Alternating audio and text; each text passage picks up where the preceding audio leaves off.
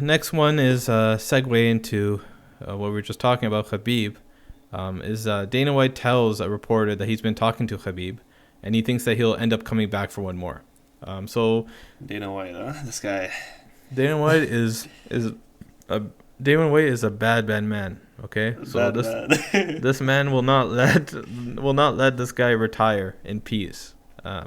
So he talked about it in the press conference as well.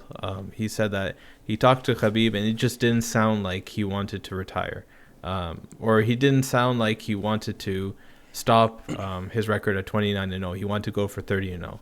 He referenced his father wanting the 30-0 as well. And Dana also said that, Khabib is going to go talk to his mother, right? So let's say he's not going to fight GSP. Because personally, I don't see it happening. The only fight that could probably happen after that is Conor and Khabib, right? But I was listening to a podcast earlier this week. TriStar head coach Firas Zahabi, right?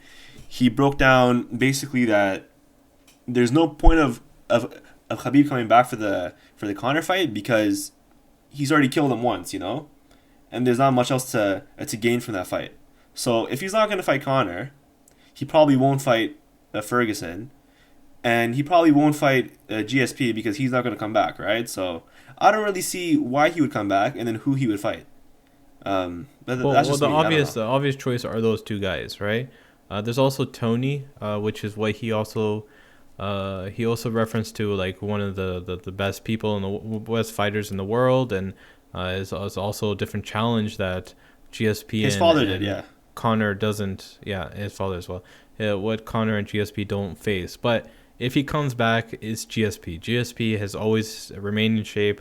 He's teased this fight many times before. Even in his retirement, he left the door open and was like, "Yeah, I'm retiring, but you never know what could happen."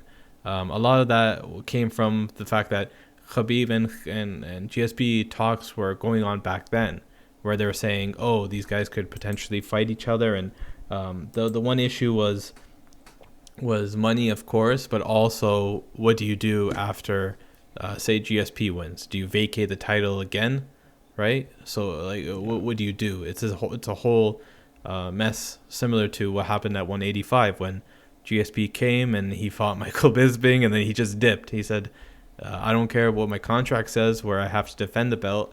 I'm just dipping. I can't do this anymore. I can't eating this. But we know for the sport that and tiramisu. Yeah. Well, we know for the sport that the better fight would be Khabib and GSP, right? But if we're talking pay-per-view buys, it's obviously going to be Khabib and Conor. Yeah. But even then, I don't see it topping the first fight. There was too much. You never know, because you're speaking as the current state. What if Conor goes and the fight with Dustin, which is confirmed? I'm not sure what date it's confirmed for, but it's already signed. It's in late January. So say that fight is turned into the lightweight title fight, right? Yeah. Conor wins that fight, wins another fight, right, and now is on top of the world again. If Khabib comes back out of retirement and faces Conor at that time, it's going to be crazy numbers, probably even bigger, because now Conor is back to his stardom, right? And he's actually has a belt this time, as opposed to the other way around where Khabib had the belt. The question is right now though is that Dana hasn't taken the belt off of Khabib yet. So he said that we're not vacating the title right now. We're just letting things sit and see where it goes. But time is running out. Conor's going to say, hey, I need that title. I need my chance. And what is Dana going to do, right? He can't that fight's happening early next year, so there's still time. Yeah. I think it's going to be vacated for sure. Yeah. And Khabib, if he does come back, it'll be sometime in late next year or the summer of next year. But even then, I just don't see it happening. And there's no point of him coming back for Conor, But you say that now. It's not that Conor also gave him his toughest test too, right? Of all the fights that he's had, Conor was the most difficult. And Conor's the one where he did lose a round. Now, does that mean that much? Well, not necessarily, but in the context of who's your toughest challenge, right? And who you're going to fight other than GSP? well, Connor's the biggest fight that you've had in terms of pay-per-views, but also technically your toughest challenge that you've had. Looking at it hindsight, so like after the fight, maybe and UFC wants that Conor redemption, so.